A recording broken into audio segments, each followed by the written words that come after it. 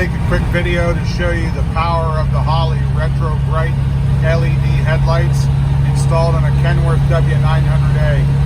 This is on US 15 just north of Trout Run, Pennsylvania. It's 11:30 at night. That's the low beam. They're about as strong as the high beams were when using the sealed beams. This is the high beam with the LEDs.